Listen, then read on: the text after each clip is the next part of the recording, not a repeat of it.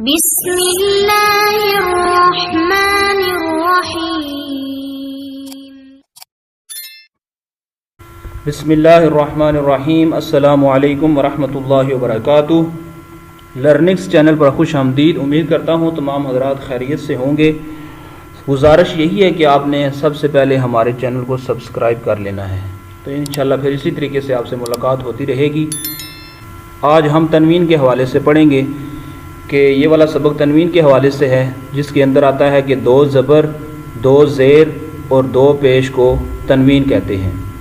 یعنی دو زبر جہاں بھی آئیں گی، دو زبر کو بھی تنوین کہتے ہیں، دو زیر کو بھی تنوین کہتے ہیں اور دو پیش کو بھی تنوین کہتے ہیں۔ تینوں کو ہم کیا کہتے ہیں؟ تنوین کہتے ہیں۔ اس دو زبر کی تنوین کو ہم کہیں گے کہ دو زبر کی تنوین، اسی طرح دو زیر کی تنوین ہے جی، دو پیش کی تنوین۔ تو اس کو دو زبر، دو زیر اور دو پیش جہاں بھی آئیں گے ان کو کیا کہتے ہیں؟ تنوین۔ اور جس حرف کے اوپر تنوین ہو اسے منون کہتے ہیں۔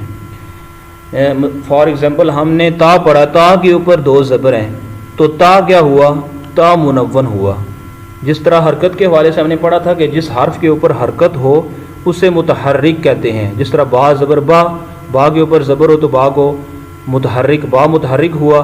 اسی طرح تا کے اوپر دو زبر کی تنوین ہو یا کسی بھی حرف کے اوپر تنوین ہو تو وہ اس حرف کو ہم کیا کہتے ہیں؟ منون کہتے ہیں۔ تنوین نون ساکن ہوتا ہے جو کلمے کے آخر میں آتا ہے، اس لیے تنوین کی آواز نون ساکن کی طرح ہوتی ہے۔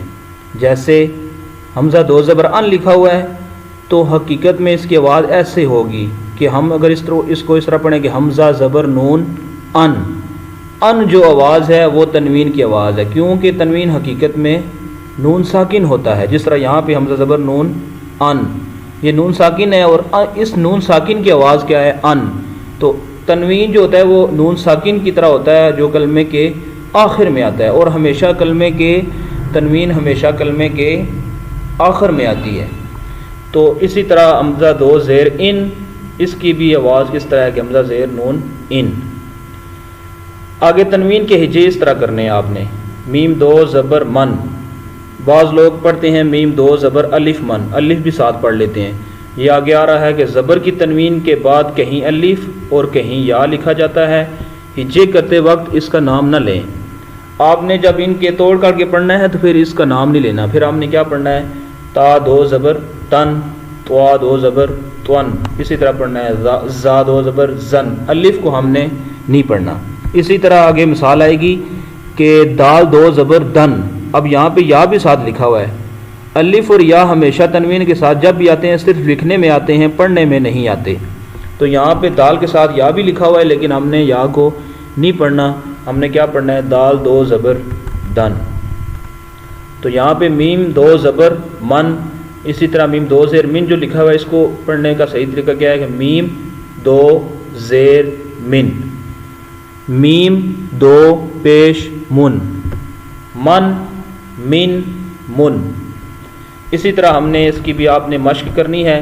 تا دو زبر تن، تا دو زیر تن، تا دو پیش تن، تن تن تن۔ اسی طرح ہم نے ان سارے حروف کو اچھے طریقے سے پڑھ لینا ہے کہ یہ کیسے ادا کرتے ہیں۔ اسی طرح دال دو زبر دن، دال دو زیر دن، دال دو پیش دن، دن دن دن۔ قاف دو زبر قن، قاف دو زیر قن، قاف دو پیش قن۔ یہ میں آپ کو بیچ میں سے مختصر کر کے اس وجہ سے جو ہے نا بتا رہا ہوں کیونکہ پھر ویڈیو بہت زیادہ لمبی ہو جاتی ہے، لہٰذا یہ بہت آسان ہے، آپ نے اس کو اچھے طریقے سے اسی طرح پڑھنا ہے، سارے حروفوں کو پڑھ لینا ہے، مشق کرنی ہے، آپ نے پریکٹس کرنی ہے۔ تو جب یہ آپ کو اچھے طریقے سے آ جائے گا تو پھر انشاءاللہ نیکسٹ جو آگے والا ہمارا سبق ہوگا اس میں آپ کو مشکل پیش نہیں آئے گی۔ تو یہاں تک آج کے لیے اتنا سبق کافی ہے، تو انشاءاللہ نیکسٹ ویڈیو میں آپ سے ملاقات ہوگی۔ السلام علیکم ورحمۃ اللہ وبرکاتہ۔